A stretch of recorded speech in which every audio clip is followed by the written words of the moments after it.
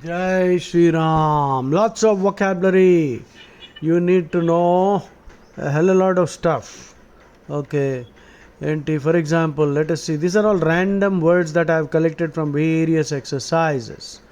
Okay. Obscure. OBSCURE. Obscurity, noun form. Obscure ante hidden during an eclipse. The celestial bodies are obscured. The sun is obscured by the moon. So obscured ante hidden, obscure ante difficult to understand. The meaning of this shloka, the meaning of this sentence is very obscure ante difficult to understand. He is a very obscure person. He was an obscure person a couple of years ago. Today he is famous. So obscure ante unknown, moodo meaning adi. So obscure ante hidden, obscure ante difficult to understand, moodo meaning unknown. So moodo meaning opposite is famous. So obscurity, noun form. Okay revisionist అంటే rethinking, revisiting, కొత్త version ఇవ్వడం, హిస్టరీని revise చేయడం. అక్బర్ది great అన్నారు కదా, Akbar great కాదు. వాడు 5,000 పైన హిందూ ఆడపిల్లల్ని, రాజకుమార్తెల్ని, రాణుల్ని ఎత్తుకుపోయి వాడి సెరాగ్లియో, SERAGLIO, సెరాగ్లియో, ఇంగ్లీష్లో హ్యారమ్, HAREM, హ్యారమ్ అన్నా సెరాగ్లియో అన్నా ఏ గ్రూప్ ఆఫ్ వైవ్స్. పెళ్ళాలు కాదు, వాడు పెళ్లి చేసుకోలే, వాడు ఉంచుకున్నాడు, వాడుకున్నాడు. కాన్కుబైన్, CONCUBINE, ఇవన్నీ GRE వర్డ్సే. కాన్కుబైన్ అంటే ఉంపుడు గత్తె, అంటే మిస్ట్రెస్ అనమాట. ఇప్పుడు చాలామంది దుర్మార్గులు ఆడవాళ్ళని ఎక్స్ప్లాయిట్ చేసి వాళ్ళని బెదిరించి ఇప్పుడు రావణాసురుడు ఎంతోమందిని పెట్టుకున్నాడు, పెళ్లి చేసుకోలే, ఉంచుకున్నాడు, వాడుకున్నాడు. వాళ్ళని ఒక వస్తువులాగా, సెక్స్ ఆబ్జెక్ట్లా వాడుకున్నాడు. అలాగా 5,000 పైన మందిని, అంటే చూసుకో, పాపం ఆడపిల్లలు, రాజకుమార్తెలు, ఓడిపోయిన చిన్న రాజుల్ని ఓడించేసి వాళ్ళ ఆడవాళ్ళని, వాళ్ళ పెళ్ళాలని, కూతుర్ని ఎత్తుకుపోయి వీడు వాళ్ళ ముస్లిం దీంట్లో జనానా అంటారు. అంటే జనానా అంటే ఆడవాళ్ళను ఉంచే ఒక జాగా, వాళ్ళ కోసం ఒక ఇల్లులా కట్టి అందులో 5,000 మందిని పెట్టి వాడుకున్నాడంటే వాడిని గ్రేట్ అని ఎలా అంటావు? తర్వాత అట్లీస్ట్ 2 అకేషన్లో హిందువుల్ని, పల్లెటూరు వాళ్ళని, మేవాడ్ రాణా ప్రతాప్ యొక్క క్యాపిటల్, అక్కడ మామూలు నాన్ కాంబాటెంట్స్ని 30,000 పైన, 35,000 పైన ఒకసారి 2 సార్లు నరికి వాళ్ళ తలలతో పిల్లర్ కట్టాడు. అంటే ఒక మౌండ్ లాగా అనమాట. వాళ్ళకి అలవాటు, అది హాబీస్. తురక రాజులకి హిందూ తలలతోటి గోపురాలు కట్టడం అనమాట. అది వాళ్ళు చూసి ఆనందించేవారు. అది ఎంత పైశాచిక వికృతమైన వాడిని మనకేం చెప్పారు? అక్బర్ ద గ్రేట్ అన్నారు. ఇప్పుడు కొత్త హిస్టరీ మనం రాయాలి, కరెక్ట్ హిస్టరీ రాయాలి. అప్పుడు రివిజన్ చేసాము. రివిజనిస్ట్ అంటే కొత్త. అప్పుడు అక్బర్ ద రెచెడ్ అని రాయాలి, WRETCHED. రెచెడ్ అంటే మరి దరిద్రం, నీచాతి నీచుడు.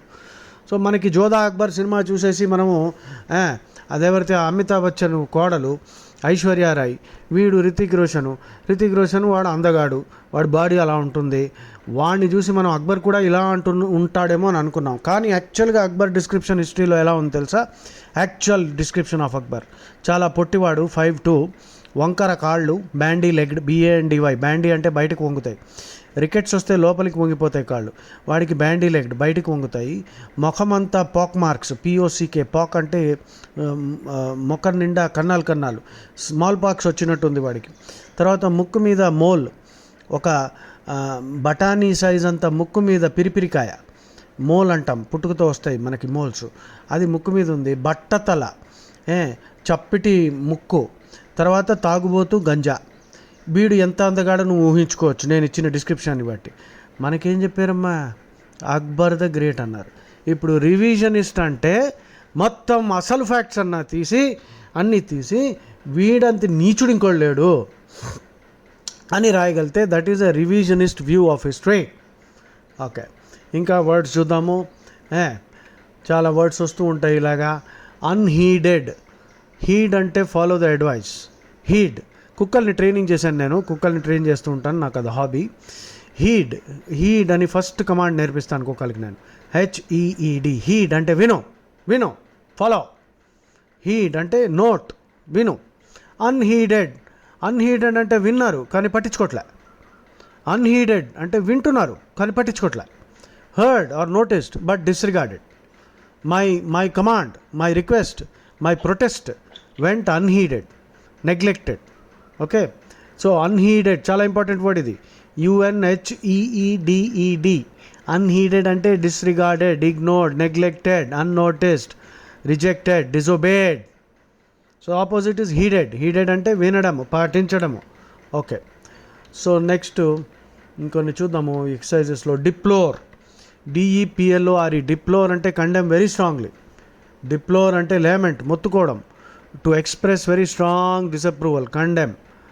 somehow we had to master a lot of vocabulary and not simply deplore them. vocabulary నేర్చుకునేటప్పుడు వర్డ్ లిస్టులు బోల్డ్ అని వస్తాయి. ఏం చేస్తావో కానీ నేర్చుకో, అంతేగాని వాటిని తిట్టడం కాదు. So we have to master words from various word list and avoid deploring them. So expressing strong condemnation, disapproval or grief, బాధ. మన పొలిటీషియన్లో నైతిక పతనం అయిపోయింది. We deplore the lack of moral standards. We deplore the lack of integrity, accountability. Integrity అంటే నైతికత్వం, accountability అంటే answerability. Question అడిగితే answer చెప్పరు, సరిగ్గా ఆన్సరే చెప్పరు, లేక ఇంకోటి ఏదో చెప్పేస్తారు. వాట్ అబౌటరీ మొదలు పెడతారు. వాట్ అబౌటరీ అంటే ఏమిటి? Beating round the bush. WHATBOUTERY. Whataboutery అంటే avoiding the question and raising some other topic which is unconnected to the question. So ఇలా చేయడం దాన్ని వాట్ అబౌటరీ అంటారు. సో మన పొలిటీషియన్స్ని ఏదన్నా క్వశ్చన్ అడిగామనుకో, ఆ క్వశ్చన్కి వాడు ఆన్సర్ చెప్పడు, పైగా ఇంకో ఏదో పనికిరానికి టాపిక్, లేకపోతే మీరు చేయలేదా, వాళ్ళు చేయలేదా, అరే నువ్వు చేసి పట్టుబడ్డావు, వాడు సరే వాడి దృష్టిని తప్పించుకున్నాడు, వాడిని పట్టుకుంటాం. సో రిక్రిమినేషన్ చేస్తారు. RECRIMINATION. రిక్రిమినేటరీ అంటే counter charges. So counter charges చేస్తారు, వాట్ అబౌటరీ చేస్తారు, కానీ క్వశ్చన్ ఆన్సర్ చేయరు, ఇవేట్ చేస్తారు. సో డిప్లోర్ అంటే 2 మీనింగ్స్ చెప్తున్నాను. ఎక్స్ప్రెసింగ్ వెరీ స్ట్రాంగ్ డిసప్రూవల్, ఇంకోటి expressing sorrow or grief over, to regret. We deplore the lack of standards. Okay, ఇంకా ఏమిటి వర్డ్స్ వచ్చాయి? ఎగ్జాక్ట్ అంటే ఎగ్జాక్ట్ మీకు తెలుసు. ఎనిగ్మా అంటే పజల్. ఎగ్జాక్టింగ్ స్టాండర్డ్స్ అంటే very strict. Exacting high rate of interest అంటే దౌర్జన్యంగా లాక్కోవడం. Take by force, exacting. Okay, ఇంకా ఏమిటి? ఇంకా లెటెస్ట్ ఇంకేమైనా వర్డ్స్ వస్తూ ఉంటాయో, చాలా వర్డ్స్ వస్తూ ఉంటాయి. ఇంటెగ్రిటీ అంటే క్యారెక్టర్ చెప్పాను, INTEGRITY. ఇంటెగ్రిటీకి 2 మీనింగ్స్ ఉన్నాయి. Integrity means having a strong character, moral values, rectitude, RECTITUD. ఇంటెగ్రిటీకి 2వ meaning the state of being united. Okay, supple, SUPPLE. Supple అంటే ఫ్లెక్సిబుల్. సప్పుల్కి synonym is nimble, NIMBLE. Athletic. Supple, nimble, athletic అంటే very flexible. Yoga teacher లాగా. రామ్దేవ్ బాబా రకరకాల పోజుల్లోకి ఆయన body rubber band లాగా బెండ్ అయిపోతుంది, అది నింబుల్. సప్పుల్ అన్నా, నింబుల్ అన్నా, athletic. Okay, allude. What are you ఎల్యూడింగ్ to? Allude అంటే refer indirectly. Allusion noun form, allusion. తర్వాత okay, next let us see what else is there. Plod, PLOD. Plod అంటే walk with heavy steps or work laboriously. చాలా కష్టపడి గుడ్డు చాకిరీ చేసుకోవాలి. So we have to plod through several word list in order to acquire a certain mastery over vocabulary in order to do well with the GRA. So you got to plod. You got to plod through a lot of recordings of mine, nearly 2000 now. I don't know how you're going to plod through that. You got to plod through that. Well, perhaps you can speed up the audio because that provision is there in YouTube, and you might successfully try to reduce the amount of plodding. Plodding అంటే కష్టపడి పని చేయడం. Okay, dead pan. DEADPAN. Dead pan అంటే ముఖంలో expression లేకుండా. మనం poker మీకు రాదా? నేర్చుకోండి, నేను నేర్పిస్తా కావాలంటే. నేను అమెరికాలో కూడా వెళ్ళి కెసినోస్లో పోకర్ ఆడాను. పోకర్ అన్నది ఒక గ్యాంబ్లింగ్. మన ఇండియన్ వర్షన్ తీన్ పత్తా, అది చెత్త. పోకర్ చాలా ఇంటర్నేషనల్ గేమ్, బాగుంటుంది. అందులో ప్రాబబిలిటీ, సైకాలజీ 2 ఉంటాయి. ఈజీగా నేర్చుకోవచ్చు, కానీ అడిక్టివ్, చాలా జాగ్రత్తగా ఉండాలి. So dead pan, poker faced, POKERFACE. Impassive, IMPASSIVE. ఎక్స్ప్రెషన్లెస్ అంటే ముఖంలో ఒక ఫీలింగ్ లేకుండా. Okay, next plausible, PLAUSIBLE. Believable, credible. దానికి ఆపోజిట్ ఇంప్లాజిబుల్. ఇంప్లాజిబుల్ అంటే నమ్మలేం. పన్, నెక్స్ట్ వర్డ్ పియుఎన్, పన్. పన్ అంటే చెప్పేది ఒకటి, ఇండికేట్ చేసేది ఒకటి. సో డబుల్ మీనింగ్ అంటాం మనం. పన్ అలా చేసేవాడిని పన్స్టర్, PUNSTER, పన్స్టర్. పన్నింగ్, PUNNING. ఇంకో వర్డ్ ఉంది దీనికి సినోనిమ్, దాన్ని దూబుల్ ఆంతాంద్ర్ అంటారు. అంటే ఫ్రెంచ్ వర్డ్ కానీ ఇంగ్లీష్లో పాపులర్ అయిపోయింది. అంటే డబుల్ మీనింగ్. స్పెల్లింగ్ ఏంటి? డూబుల్, దాని ఫ్రెంచ్లో దూబుల్ అంటారు. సో ఇంగ్లీష్లో తీసుకున్న తర్వాత కూడా వాళ్ళు దూబులే అంటున్నారు. Double, DOBLE. తర్వాత ENTENDRE, ఎంటెండ్ర్, దాని ప్రొనౌన్సియేషన్ ఫ్రెంచ్ భాషలో ఆంతాంద్ర్. సో దూబుల్ ఆంతాంద్ర్ అంటే డబుల్ మీనింగ్. ఇంగ్లీష్లో కూడా ఇది పాపులర్ వర్డ్. ఇంగ్లీష్ చూసుకోండి, గుర్తుపెట్టుకోండి, ఇంగ్లీష్లో ఇంగ్లీష్ వర్డ్స్ తక్కువ అసలు లేవు. ఇంగ్లీషు అన్ని భాషల నుంచి వర్డ్స్ దోచుకుంటుంది. ఎందుకంటే ఇంగ్లీష్లో ఉండేది 26 లెటర్సే, మనకి తెలుగులో 56 ఉన్నాయి. తెలుగులో మనం ఏ భాష నుంచి మనం దోచుకోవాల్సిన అవసరం లేదు. మన వొకాబులరీ 10 లక్షల పైన ఉంది. తెలుగు డిక్షనరీ చూసామంటే అంత పెద్దగా ఉంటుంది. పైగా కొత్త వర్డ్స్ తయారు చేయడానికి మనకి ధాతువులు చాలా ఉన్నాయి, 2000 పైన ఉన్నాయి. ఇంగ్లీష్ అంత భాష, వాళ్ళ భాషను బట్టి వాళ్ళ కల్చర్ కూడా అర్థం చేసుకోవచ్చు. అందరి దగ్గర నుంచి అన్నీ దోచుకోవడం వీళ్ళ కల్చర్. సో ఇదంతా ఎందుకు చెప్తున్నానంటే, ఇంగ్లీష్లో ఇంగ్లీష్ వర్డ్ అనేది సీరియస్గా ఏం లేదు, అన్ని German root, French root. So ఇప్పుడు ఇవన్నీ ఎందుకు చెప్తున్నానంటే, చాలామంది స్టూడెంట్స్ నేను వింటున్నప్పుడు ఇదేంటి ఏమిటంటో చెప్తున్నాడు, ఇవన్నీ అవసరమా అన్న డౌట్ మాటికి స్టూడెంట్స్కి ముఖం మీద నాకు అర్థమైపోతుంది, వస్తున్నాయి వీడికని. బాబు, మీ జనరేషన్తో ప్రాబ్లం ఏంటి తెలుసా? మీరు సోషల్ మీడియాలు చూసి పుస్తకాలు చదవడం ఎప్పుడో ఆపేశారు. మిమ్మల్ని ఒక క్వశ్చన్ అడిగాను అనుకో, which is the last book you red, మీకు గుర్తురాదు. ఎందుకంటే మీరు చదవలేదు. మిమ్మల్ని ఏం అనలేం, మీ జనరేషన్ అలా ఉంది. సోషల్ మీడియా చదువుతారు, అక్కడ ట్విట్టర్లు, ఇన్స్టాగ్రామ్లు అవే తప్ప ఫేస్బుక్లు. వాడు రాస్తున్నవాడు ఎవడన్నా ఆల్బర్ట్ ఐన్స్టైనా కాదు, ఎవడో చెత్తవాదో ఏదో రాస్తే అదే మీరు నిజం అనుకుని నమ్ముతారు. సో మీ జనరేషన్కి ఒక సీరియస్ ప్రాబ్లం ఉంది. మీరు చదవడం మొదలు పెట్టాలి. బుక్స్ని చదవకుండా ఉండడం చాలా డేంజరస్. సో ఇప్పటికీ చదివే వాళ్ళే లీడర్స్ అవుతారు జీవితంలో. ఓకే, ఎనీవే, అది మీరు ఆలోచించుకోండి. సో ఇదంతా ఎందుకు చెప్పాను? ఇవన్నీ వస్తాయి, ఇవన్నీ సహజంగా వొకాబులరీ ఉన్నవాడికి అర్థమవుతుంది. అరే ఇవన్నీ కామన్ వర్డ్స్ అని. మీకు ఇంజనీరింగు, మీరు మెడిసిన్, సాఫ్ట్వేర్ ఏదో చదివేసుకుంటారు, బాగానే చదువుకుంటారు, అన్నీ వస్తాయి. కానీ మీకు వొకాబులరీ బేస్ లేదు ఇంగ్లీష్లో. ఇప్పుడు అందుకే అమెరికా ఎక్కడైనా ఇంగ్లీష్ స్పీకింగ్ కంట్రీస్కి వెళ్ళినప్పుడు మీకు సీరియస్ ప్రాబ్లమ్స్ వస్తాయి. ఎందుకంటే యూనివర్సిటీ ప్రొఫెసర్ అయినా, ఒక ఆర్గనైజేషన్లో టాప్ లెవెల్ ఎగ్జిక్యూటివ్ అన్న వాడు అమెరికన్ అయితే వాడి భాషలో ఇవన్నీ కనిపిస్తాయి. నువ్వు ఆ స్టేజ్ రీచ్ అవ్వాలంటే ఫస్ట్ దీని మీద పట్టు రావాలి. అందుకే నీకు నచ్చకపోయినా ఇప్పుడు వొకాబులరీ మీద కష్టపడాలి. You have to plod. Anyway, so ఇక్కడ పన్, దూబుల్ ఆంతాంద్ర అంటే డబుల్ మీనింగ్. చెప్పేది ఒకటి, దానికి ఇండికేషన్ ఇంకోటి. మళ్ళీ recording. Wordsmith, suppose WORD, word SMITH. Wordsmith అంటే a person who is a master in using words. A rhetorician అనుకో, RHETORICIAN. Rhetoric is the art of public speaking. Rhetoric can be defined as persuasive and powerful communication. Persuasive అంటే convincing, powerful అంటే మంచి vocabulary. అంటే నీకు మంచి vocabulary, తర్వాత walk చాతుర్యము, walk పటుత్వము హనుమంతుడికి ఉంటుందన్నమాట. అందుకే రాముడు పొగుడుతాడు హనుమంతుడిని. వాక్ పటుత్వం అంటే వాక్ మీద ఎంత కంట్రోల్, అంటే మంచి వొకాబులరీ. ఆ తర్వాత ఎలాగ మాట్లాడితే ఏ ఆడియన్స్ మన మాట వింటారు అది తెలుసుకుని ఉన్నవాడిని మంచి ఒరేటర్ అనొచ్చు. ఒరేటర్ అంటే పబ్లిక్ స్పీకర్. సో వాక్ శక్తి, వాక్ పటుత్వము, వాక్ చాతుర్యము, మనం తెలుగులో ఇన్ని వర్డ్స్ వాడుతున్నాం. ప్రతి ఫ్రేజ్కు వాక్ పటుత్వము, వాక్ చాతుర్యము, వాక్ శక్తికి న్యూఆన్సెస్ ఉన్నాయి. 3 words are not same in meaning, కానీ మనకి తెలుగులో మనకు అర్థమవుతుంది. ఇవి ట్రాన్స్లేట్ కూడా చేయడం కష్టం ఇంగ్లీష్లో దరిద్రంగా ఒకటే ఉంది, oratory, the skill of oratory అంటాడు, అయిపోయింది. మనం ఇన్ని వర్డ్స్ వాడాం, ఇంకా నేను వర్డ్స్ వాడగలను. సో ఈ వర్బల్ నింబుల్నెస్ అంటే చాలా సటిల్గా, సూక్ష్మంగా, డైరెక్ట్గా కాకుండా. ఇప్పుడు దానికి ఆపోజిట్ నింబుల్నెస్. నింబుల్ అంటే ఫ్లెక్సిబుల్కి ఆపోజిట్ ఏమవుతుంది? Rigid. Suppose somebody has a very flexible body, nimble body, supple body like Ramdev Baba. That means he is able to bend you. రకరకాల ఆసనాలు వేసేస్తాడు ఆయన. ఆ ఆసనాలు చూస్తే ఈ బాడీయా రబ్బర్ బ్యాండా అనిపించాలి.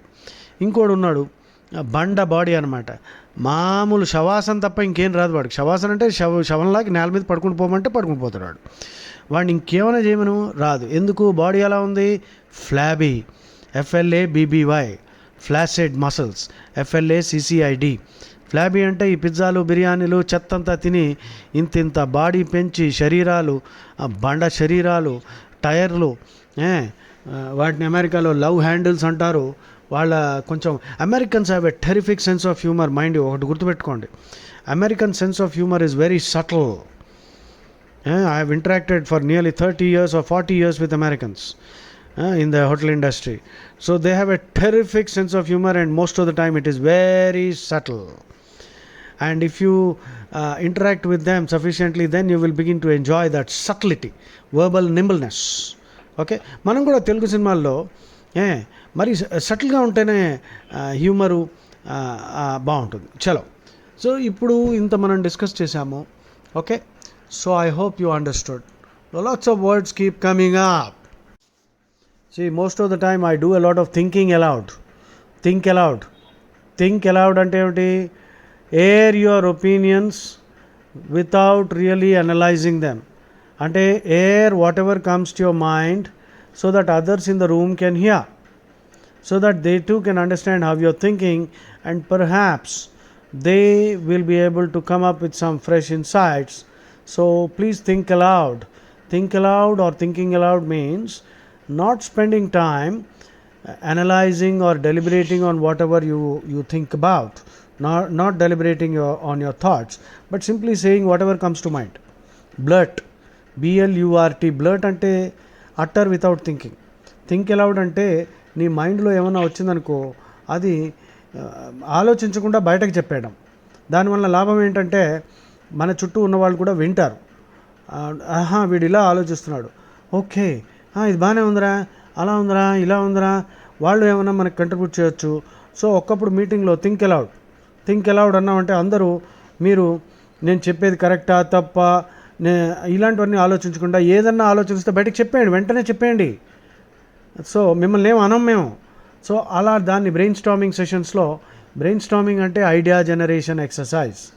బ్రెయిన్ స్టార్మింగ్ అన్న వర్డ్కి డెఫినేషన్ అంటే brainstorming sessions are basically an idea generating exercises where people are invited and asked to think aloud, so that whatever comes to their mind they can express without fear of being ridiculed or criticized, because sometimes very complex problems can be solved using a lot of lateral thinking, critical thinking.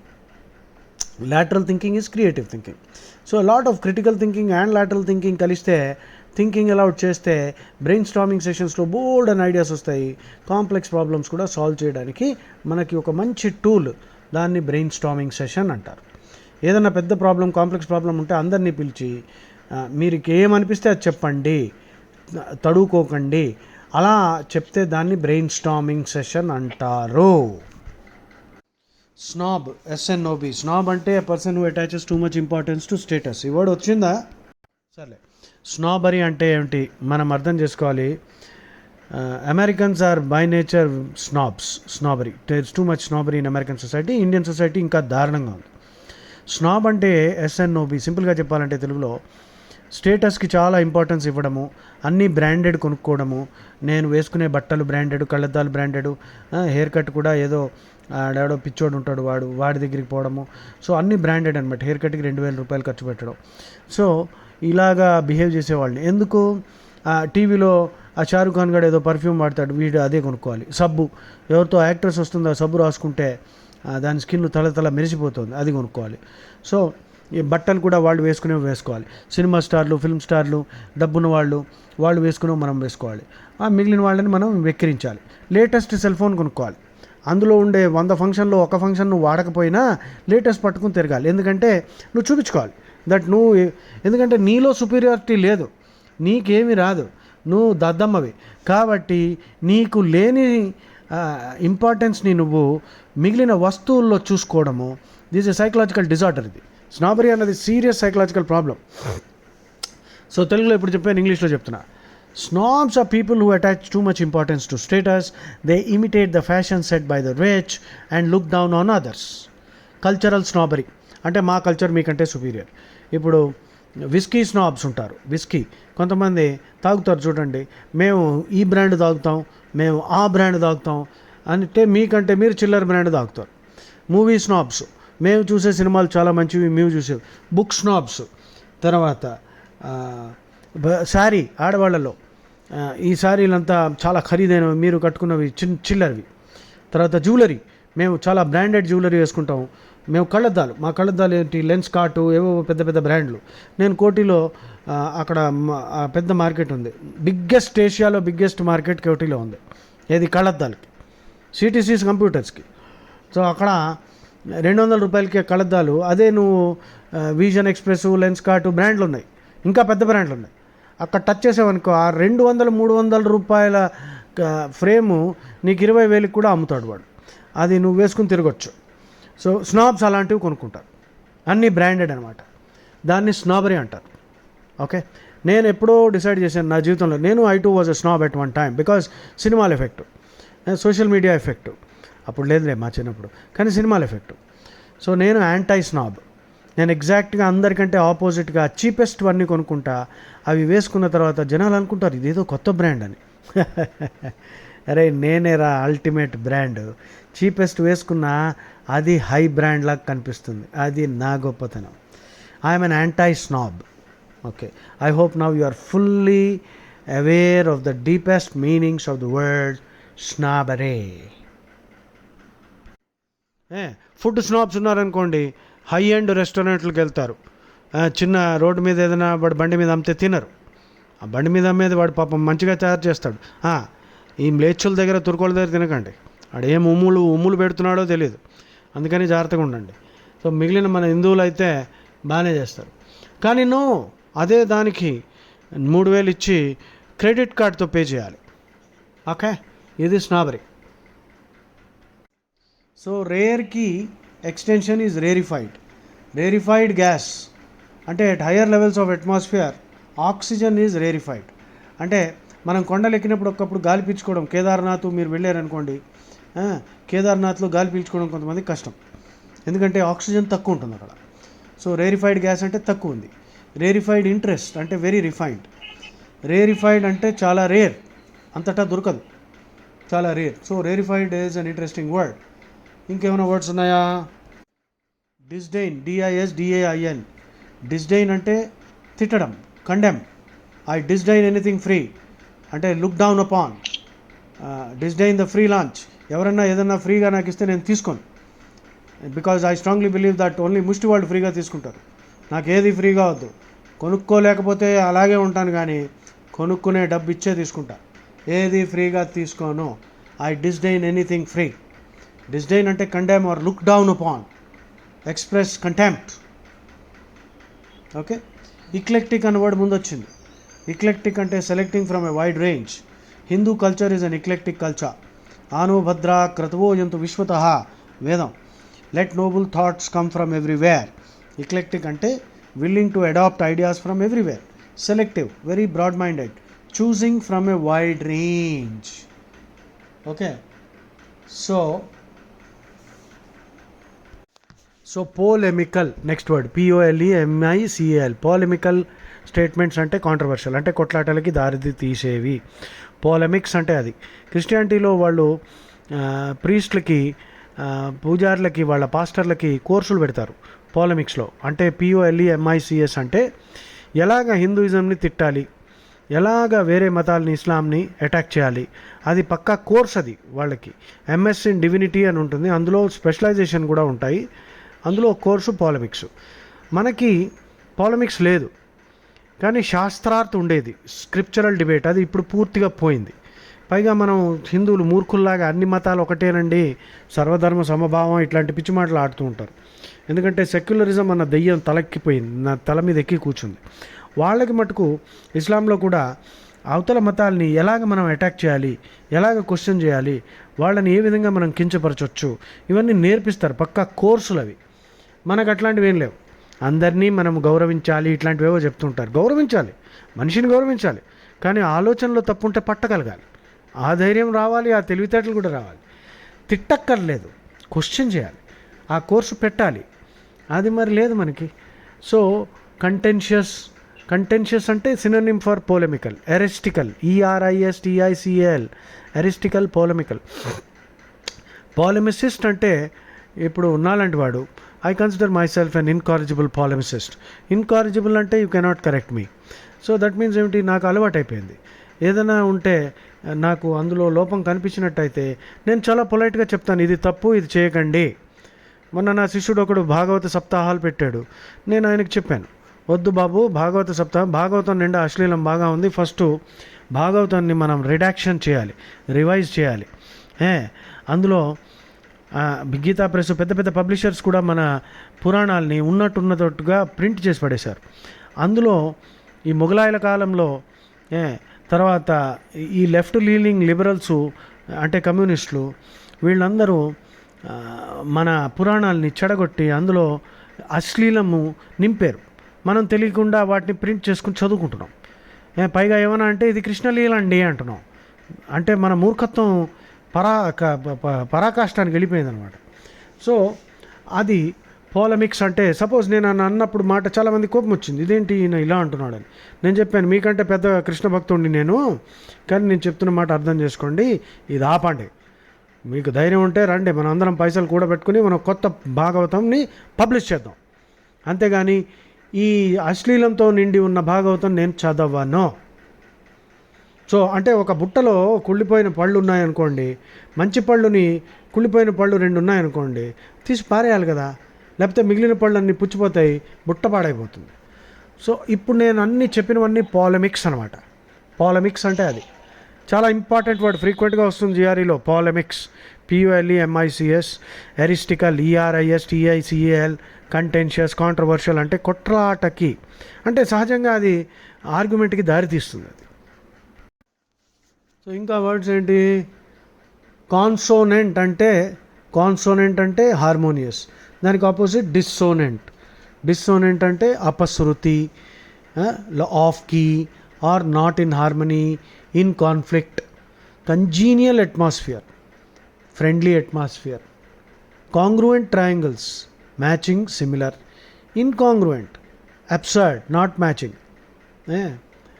తర్వాత ఇంకేమిటి, seminal, SEMINAL. Seminal అంటే source. Vedas and Bhagavad Gita are the seminal scriptures of Hindus. So everything else is derived from them. Authoritative, సెమైనల్గా ఉన్నది authoritative means an authority, respected as an authority, which you don't question. That is, Bhagavad Gita is authoritative. And authoritative, legal authority, Supreme Court judgment is authoritative. So authoritative means something that is considered as commanding respect, and therefore which is not to be questioned and all that. Whimsical, capricious, unpredictable, constantly changing, sudden change of mind. Dismay, DISMAY. Dismay means shock and disappointment. Consternation, digbranti. Shock, anger, confusion and disbelief. CONSTERNATION. So I am dismayed by your lack of lack of respect, disappointed, upset, feeling bad. Dismayed by the lack of fairness, అనమాట. Lack of transparency. ఎవరిని ఎందుకు promote చేస్తున్నారు కార్పొరేషన్స్లో, I'm dismayed by the lack of transparency. Glasnost, GLASNOST, transparency. అంటే వీడిని ఎందుకు promotion ఇచ్చారు, నాకెందుకు ఇవ్వలేదు, వాడికంటే అచీవ్మెంట్స్ నాకు ఎక్కువ ఉన్నాయి కదా. సో ఎందుకు ఇచ్చారు అర్థం కావట్లేదు. I'm dismayed by the lack of a sense of justice R transparency in the company, and therefore I am resigning my job.